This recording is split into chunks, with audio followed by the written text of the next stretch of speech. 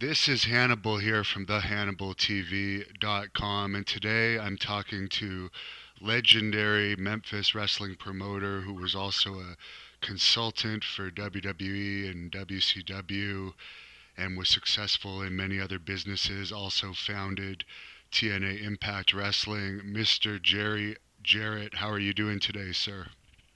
Well, great. I'm trying to stay healthy, Devin. I'm glad to be able to join you today.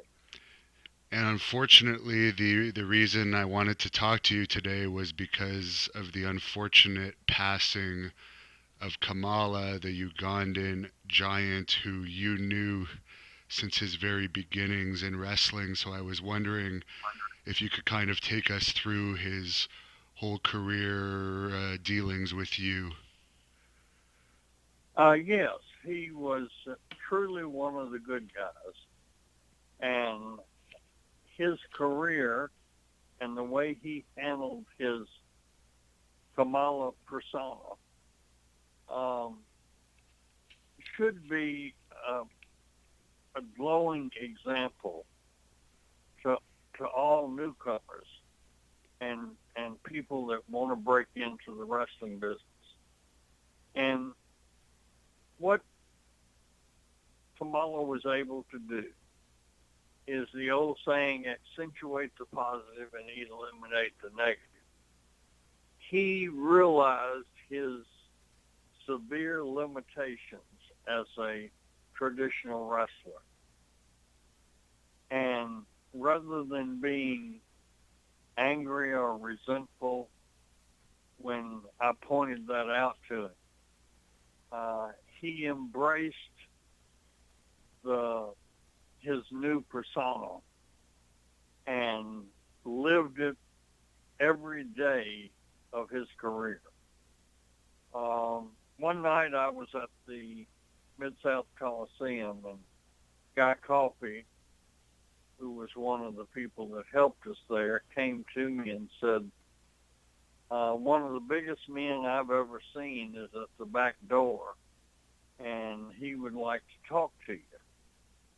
And I said, okay, when I finish my work here, tell him to hang around and I'll go see him. So when I approached him, I saw this huge man, and he introduced himself as Sugar Bear Harris.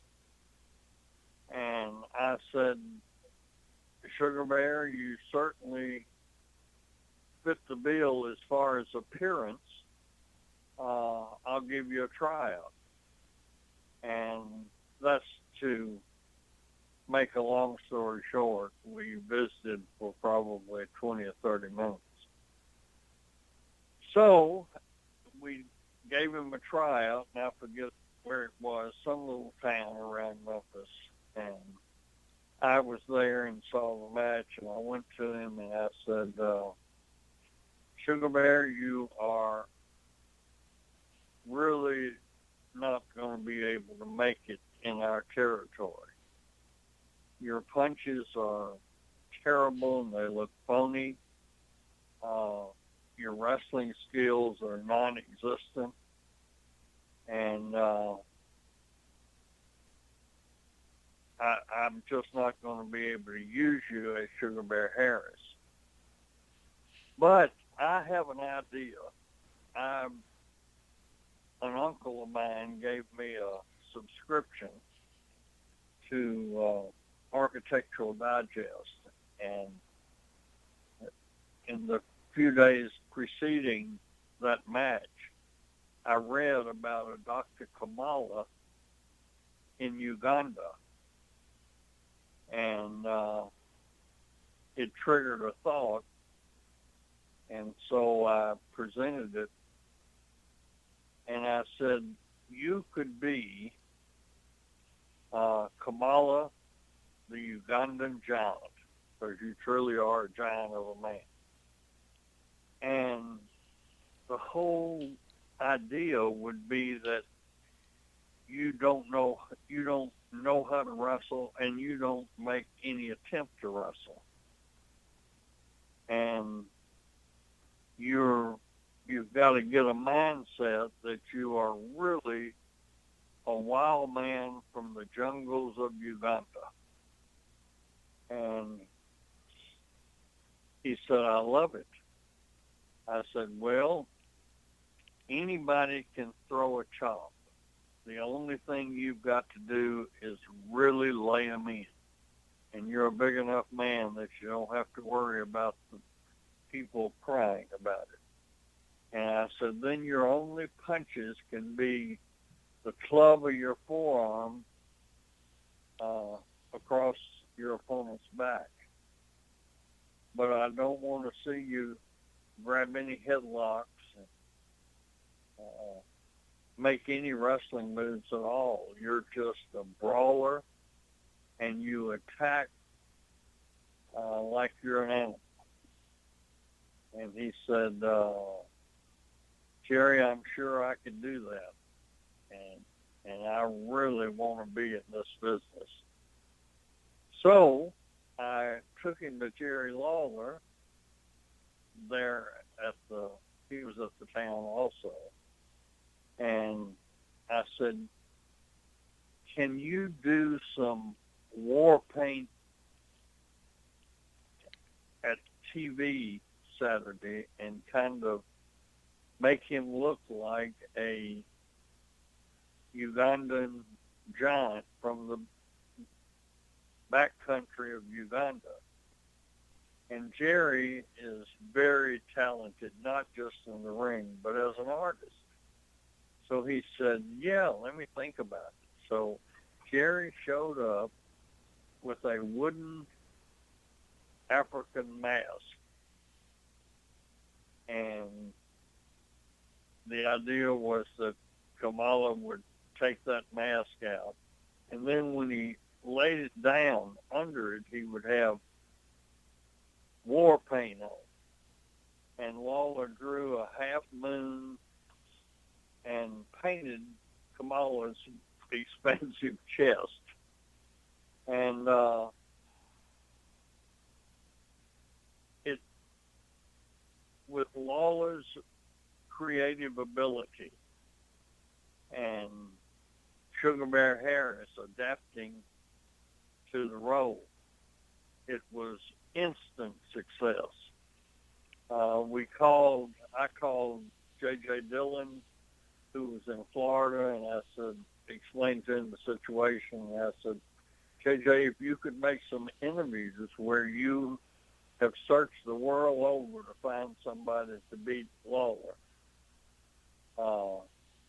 and you found this guy in Uganda, you can introduce him to the audience at Memphis TV. So he did that. JJ made a great interview, and it was an instant success because Kamala really got mentally into his role and never broke away. I'm going to step inside. It's beginning to rain, Devin. Okay, no problem. But,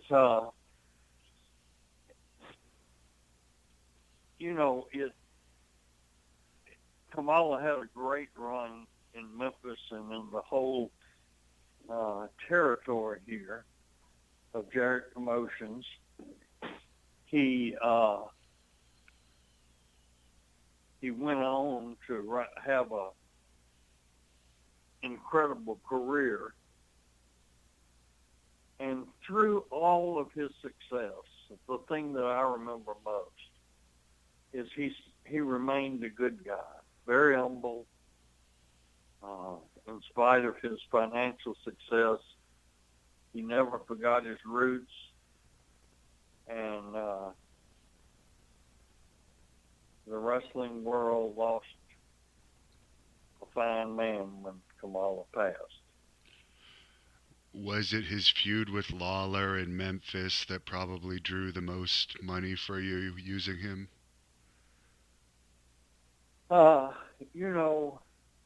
It's hard for me to recall dollars and cents. I just know that he was phenomenally successful, and everywhere he went, he was successful uh, with his style, with his persona of being a wild man from Uganda that didn't wrestle but just constantly attacked. Do you think a gimmick like that could still work today with how difficult it is to kayfabe today with social media and wrestling, the cat being out of the bag with wrestling now? I don't know, Devin. The wrestling that exists today is very, very different. Uh, in the era that Kamala uh, was a star in, uh, some people refer to it as the kayfabe era, and it was filled with storylines and drama. And the whole idea was that a clever manager like J.J. Dillon, um, would go and seek out a warrior like Kamala and bring him over here, not to wrestle Lawler, but to beat him up. And but if if a promotion would take the time to build a story to where a guy was seemingly unbeatable, and then they brought a character that was a monster. And we did videos. I had a farm in Hendersonville that had a little pond in the backyard. Uh, I got the crew together, and we bought a cooler full of dry ice and threw it out in the pond. Kamala, being the trooper that he was, got down in the water and in the middle of the pond and stood up with the bubbling cauldron all around and came walking toward the camera. Those things, we used to enhance his character. And there were people that were really afraid of Kamala. And they were able to suspend their disbelief, and some of the young kids did believe that he was truly an African monster. So I know I beat around the bush, but if somebody did it right, yes, they could do it again. Now, after Kamala, there were several attempts at duplicating him. But my belief is that the fact that somebody tries to duplicate somebody else makes them fail at it because, you really can't duplicate. And Sugar Bear Harris mentally became Kamala. He protected his character.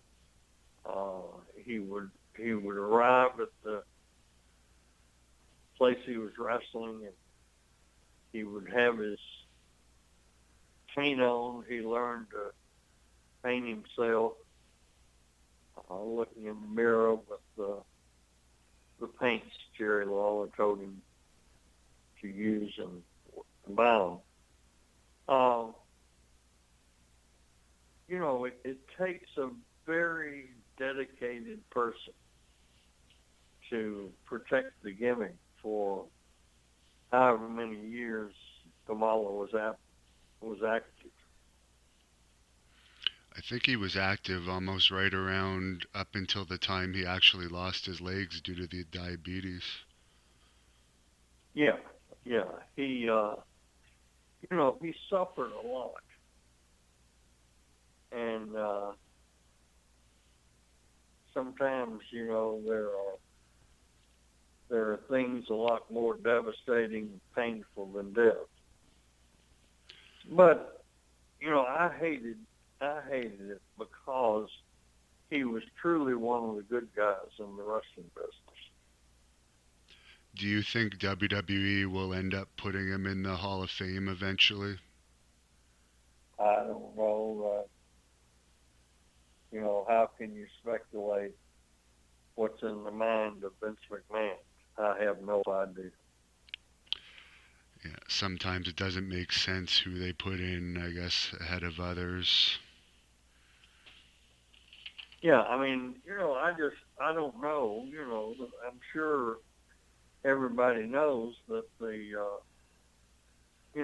Vince very smartly uh, uses the Hall of Fame as a promotional tool. And I really don't know his reasoning of who he inducts and who he doesn't. And Kamala was obviously a great heel. You helped him a lot with that gimmick, as you just told us. Just before we go, I know we have a lot of wrestlers that listen to my channel. What kind of tips would you have for heel wrestlers to help get over? To be unique and to be different, and don't try to be something that you're not. Uh, Kamala knew that his punches looked phony, so you know he was in a situation and he adapted and he never tried to punch. He knew that his mat skills were very limited, so he didn't try. And there are some wrestlers like AJ Styles that are very agile and can fly and do triple somersaults off the top rope. Uh, it would be ludicrous if he looked at a film and said, well, I'm going to try to be the brawler like Kamala.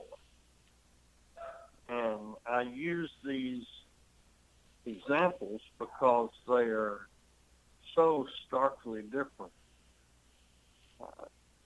My advice is realism. Don't try to be something that you're not. Uh, Understand that God gives us all different talents, and if the minute detail of us humans uh, makes us all so different, as witnessed by no two fingerprints are the same, and no styles are the same, and no people are the same. So my advice is to be yourself and do the things that you can do them well, and don't try to do things that you can't do, because the people, they are a tough judge, and they will spot you instantly if you try to be something that you're not. And where can the fans look you up on social media if they want to follow you and keep track of what you're up to these days? Well, it would be kind of boring. Uh, I I was blessed that I realized the territories were coming to an end, and I ended up buying some property, and so you know that's all I do right now. My pastime is watching my grandson play football. Uh, he he got a scholarship to Eastern Kentucky University, and it looks like he's got a real good shot of starting as a freshman. And so I'll be traveling this first year wherever EKU is able to play. The coronavirus is making that difficult, but hopefully they'll be able to get in a limited season. Have you seen any of the wrestling shows and how they've been doing with this coronavirus going around? Yeah, oh yeah. It makes it so difficult because wrestling is very much like a Shakespearean play, and the Shakespearean play is the actors interacted with the audience. And so the essence of wrestling is, and what makes a great wrestler, is his ability to interact with the audience and listen to them, pay attention. So when there's no audience there, it's very, very hard.